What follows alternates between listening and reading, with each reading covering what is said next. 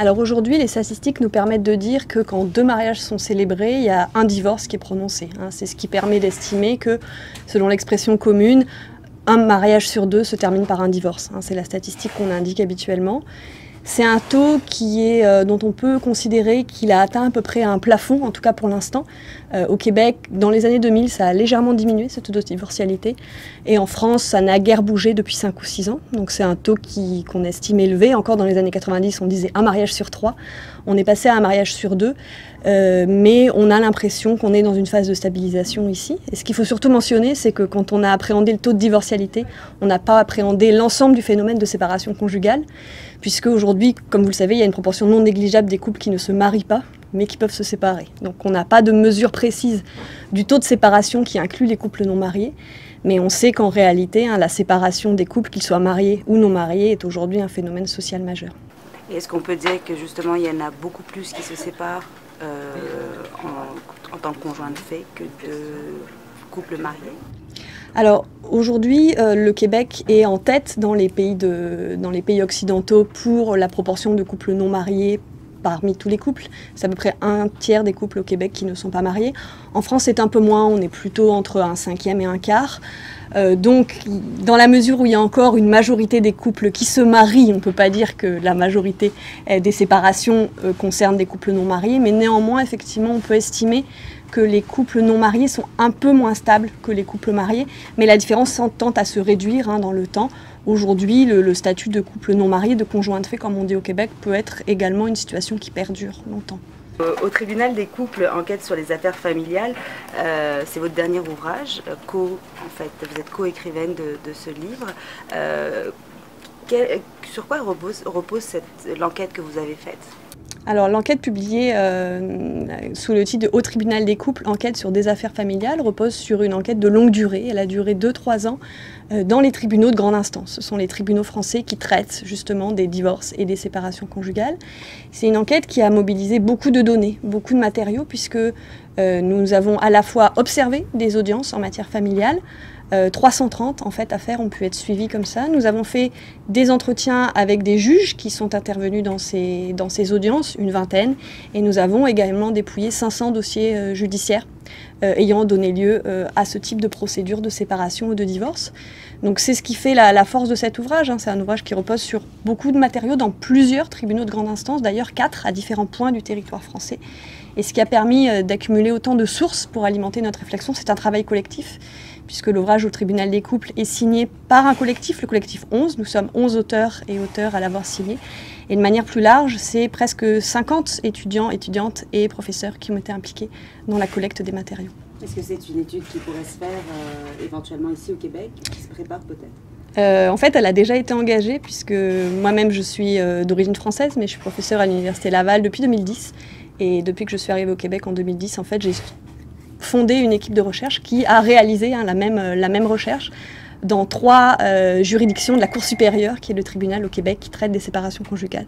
Donc tous les résultats de la recherche ne sont pas encore publiés côté québécois, mais nous nous sommes attachés à faire une vraie comparaison entre la manière dont les tribunaux traitent les séparations conjugales en France et au Québec. Alors justement, quelles sont les différences entre le traitement judiciaire des séparations entre la France et le Québec?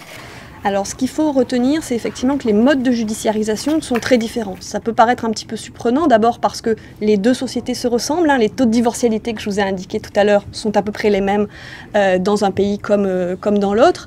Par ailleurs, on sait que le Québec a en partie une tradition juridique d'inspiration française avec son droit civil, qui existe également en France bien sûr, mais malgré tout, la manière dont les choses se passent au tribunal sont très différentes.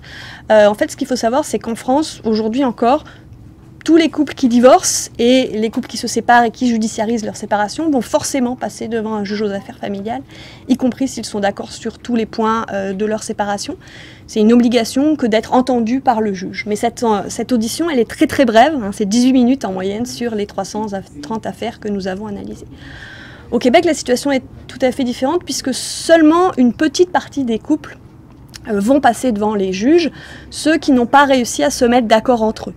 Et il y a toute une série de dispositifs qui visent à encourager les conjoints à trouver un accord avant le passage devant le juge. Et parmi ces dispositifs, celui qui est le plus connu, c'est bien sûr la médiation familiale, qui depuis le milieu des années 90 est financée par l'État. Donc les couples ont accès à des séances gratuites de médiation familiale. Est-ce qu'on peut dire que du coup le temps pour divorcer, enfin la procédure est beaucoup plus longue ici ? Alors, la procédure est beaucoup plus longue si on n'arrive pas à se mettre d'accord et si on doit aller jusqu'au procès devant le juge. Dans ces cas-là, effectivement, en France, on est sur un délai, toute procédure confondue, de 8 mois à peu près pour un divorce. Au Québec, quand on est dans le cas, mais qui est un cas minoritaire de divorce contentieux qui se termine par un procès, là on est à plus de 2 ans. Mais c'est difficile de comparer stricto sensu, puisque aujourd'hui, seule une minorité, entre 15 et 20% des divorces sont concernés par le procès. Et quand on dit procès, on dit quelque chose qui n'a rien à voir avec l'audience telle qu'elle se passe en France. Je vous disais 18 minutes tout à l'heure pour la France.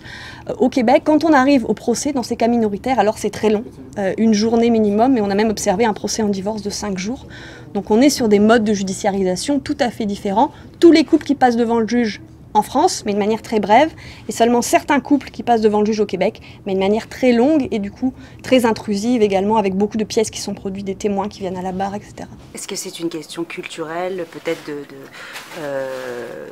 de se poser les bonnes questions avant de sauter le pas vers une séparation au niveau juridique québécois Alors, avant de parler de culture, il faut prendre en compte 2 éléments différents.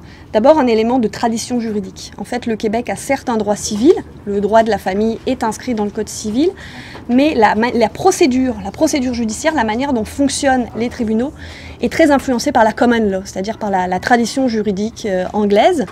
Et ça a des effets sur le procès. Le procès, s'il est long, tel que je vous le disais tout à l'heure, c'est parce qu'il a une nature contradictoire. C'est parce que ce sont les avocats qui mènent l'audience et qui vont interroger d'abord leur cliente ou leur client, puis contre-interroger le client de la partie adverse. Et ça, c'est un droit fondamental dans la common law d'inspiration britannique que de pouvoir ainsi être interrogé et apporter la preuve et la contre-preuve.